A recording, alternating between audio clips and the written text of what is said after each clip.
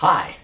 Hey, it's us from Willie's American Guitars. Don't forget to like us and push that switch and subscribe and, be our friend. Give us that hug on the internet, will you? So, it's about 9 years ago today. It's just before Halloween now when we're filming this, and it was 9 years ago today that we returned Jimmy Page's lost guitar to him. And so I'm holding up this photo that a friend of mine took that used to work for Pete's Guitar here in town, and you can see Jimmy Page doing his rock god thing. And Jimmy Page, when he was a young man, in 1961, he saw a black Les Paul Custom, exactly like this one, okay? And he had to have it. He went home, asked his parents, they bought it for him, and he started gigging and doing session work. He was a really quick learner, a genius, if you will, on guitar, and started spending a lot of time in the studios. He did, he was on James Bond theme songs. He did the song Downtown, the music in the back, and you really can't hear much of the guitar, because usually you're in those situations where you're just a guitar player amongst a bunch of other musicians. But he was one of the on-call musicians in London doing gigs, and he worked all the time until eventually he formed Led Zeppelin, and out of the Yardbirds. They were called the Yardbirds, the new Yardbirds at first, and then it became Led Zeppelin, and one of the biggest bands ever. All that time he played the black Les Paul Custom like this, okay? And so he, in the late 60s, early 70s, had modified it by putting two switches. These Les Paul Customs with the switch down is this pickup. In the middle position, you get these two pickups, and it sounds a bit like a Strat. And then in this position, it's just the neck pickup. And they did this obviously because the Stratocaster was a big thing. 3 pickups was considered better. It's 3 pickups. That's better than 2, right? So Jimmy Page got this gorgeous black Les Paul Custom, and they've always been iconic. In Gibson literature, these were kind of it. Lots of binding. Their Super 400, which was their top of the line, most expensive guitar, they put their Super 400 headstock on this, which is this big pearl. Man, I've arrived with all the extra binding, gold hardware, and it was deluxe. Bound board, big block inlay, over ebony. That is better than rosewood. It just had a more classy look, and they've been that forever, a classy guitar. So Jimmy Page recorded his first 2 songs using his prized possession. His first mega hit, Glyn Johns, his producer, said he used his black Les Paul Custom on it, doing that you know the song, we know the song. And he didn't want to lose it, but he did take it on tour anyway. His third tour of the United States, he landed here in Minneapolis on April 7th, 1970.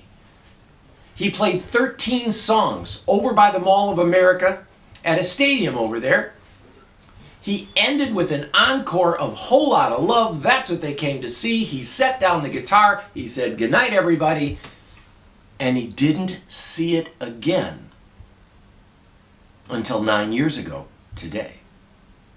Yes, Jimmy Page lost his guitar here in town. Now, since this story came out, and we had it come out a few years ago, since this story came out, we found all kinds of differing opinions on who took it and what happened to it, and frankly, we don't care. If you care, come out and do an investigative report. But what happened was, when we saw it, the holes were covered up. Somebody had refinished it, and it had something, and it walked into the store, and we said, let's call Jimmy Page's guy. And we did. And we said, we got your guitar. It has the same serial number, and that's your guitar. And they said to us, no, not our guitar. But of course, these 2 switches he had added were gone. And now this black lacquer, nobody could see it. Not your guitar? No. Okay, we sold it to our employee Bleem. Now you're going to look this up, and I'll set a link right here in our Facebook and YouTube if we can for you. And you can read about the story. I'm giving you the short version. I sold it to an employee. 23 years later, he brought it in for repair, and I looked it over with the black light, and I saw that there really was, now the wood is sunken. After 23 years, the wood is sunken. We all know that he finally got it back. And I called up, the second time I discovered this, his good friend, Perry Markaloff, and Perry arranged for all of this to happen. Jimmy had asked Perry for decades, please find my guitar. I love that guitar. And he did. He was his childhood buddy, and we're proud to give it back through Perry to Jimmy Page. Now, that was a 1961 Les Paul Custom, and it had kind of a slim neck. I'm about to segue into something we just got that's real cool. First off, you guys that know vintage guitars, this is a 50s pebbled case. See that case? It is a 50s pebbled case. By pebbled, it's like gator skin, snake skin, sort of, but it's not really. It's treated hide, but it's leather leather covered. And then that orange interior. This is a 1959, a real. That's a reissue. This is a real 1959 Les Paul Custom. Now, since we can't fool you, we will point out that this has had all its hardware changed. It no longer has the gold hardware like these guys has. It has its hardware changed. It no longer has those kind of numbered knobs on it. It has these 50s gold top knobs. Original switch tip, original switch, original plastic, original pickguard, original truss rod cover.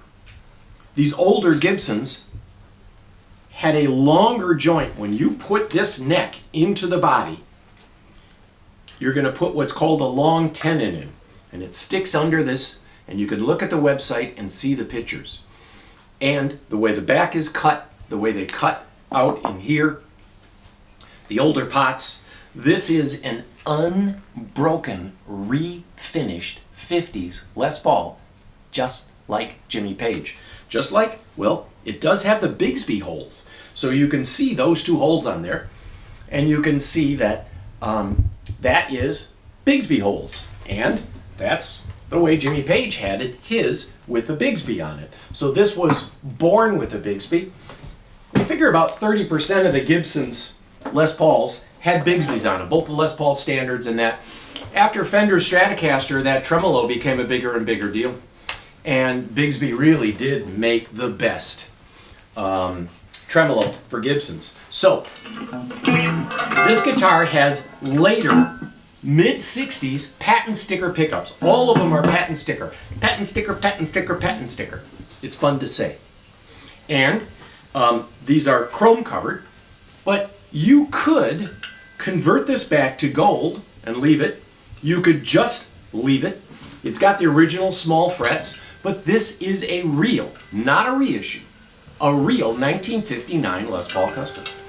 And again, with the pickup down, you're just the bridge pickup. We're playing through a magnetone.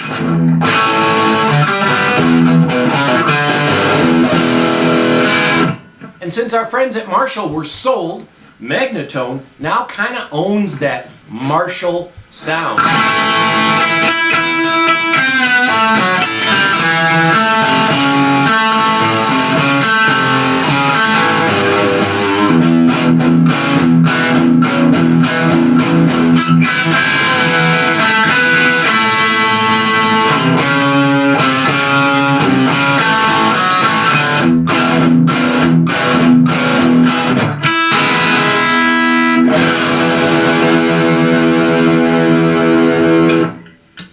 Two pickups.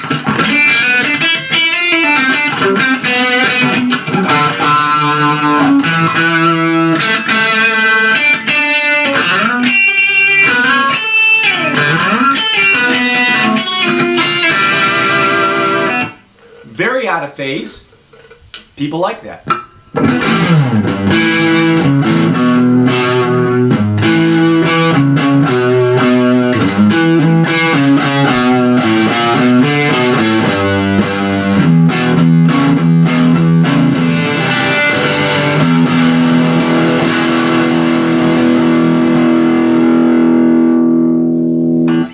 say these frets are the original fretless wonders. They should be replaced. But you should make that decision. We could put a bigger fret on there, but there's a lot of guys that like and want this to have the original small frets on it. And some of this you heard up here is because the frets have been played flat. So now this is part of your package. The frets need to be replaced. That's not a big deal. We can do it. But the frets will need to be replaced, whether you want to put in the original fretless wonder frets or whatever you choose.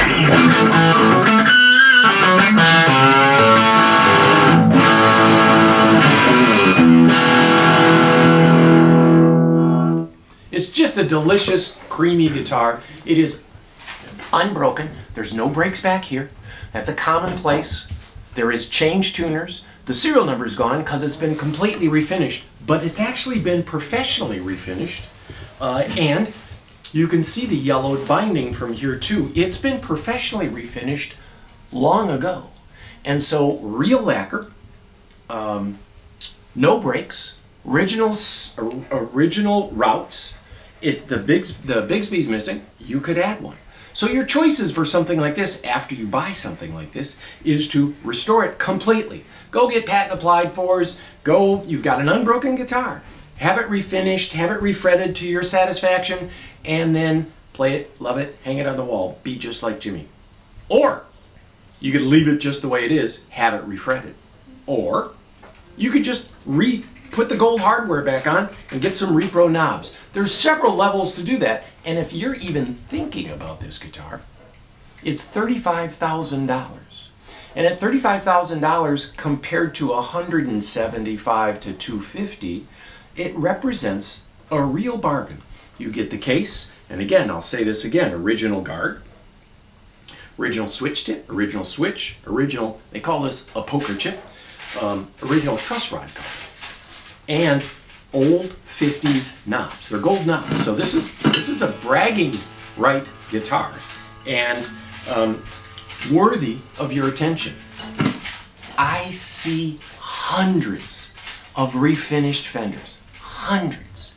I rarely ever see refinished unbroken Gibsons. Not solid bodies, not from the 50s, not this normally high caliber. We just don't see it. So I'm going to do a video next on these two Les Paul Customs. We just got in this 1971 and we have had this 1969.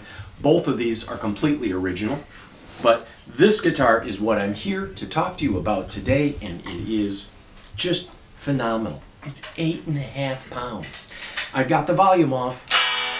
It's so resonant. You can feel the rumble. This is something that is rare, impossible to find, and impossible to replicate. When this goes, don't call us later if we see another one. We won't. Probably, maybe, nah, we won't. All right, thanks for watching. We appreciate your time. And I wish you a great fall.